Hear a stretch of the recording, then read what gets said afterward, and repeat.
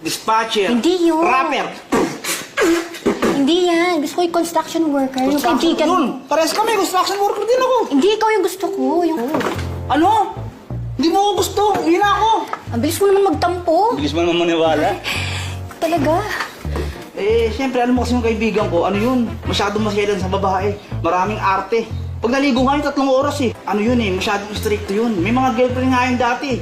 2 years na sila, holding hands lang. Di basta-basta gumagalaw ng babae yun. Kasi papacheck up niya yung dugo, yung buhok, lahat papacheck up niya. Ang dami pang pagdadaanan. Eh ako di ako maarte, kahit panis kinakain ko. Ano yan? Gigil na kasi ako eh. Ano nga, gigil na eh. Hindi pa kasi ako nakakatikim ng construction worker eh. Eh siyempre, bago mo matikman yun, kailangan test drive muna. Sasabihin ko sa kanya kung quality yung sasakyan, parang ganun yun eh.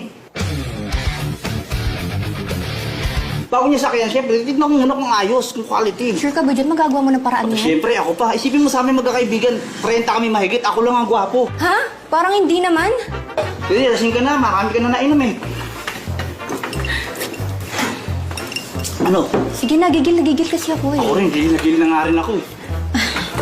Alis dito. Oh, teka, giginawin ko muna sa'yo ha. Ito, hindi kita pinipilit, walang sapilitan to ha.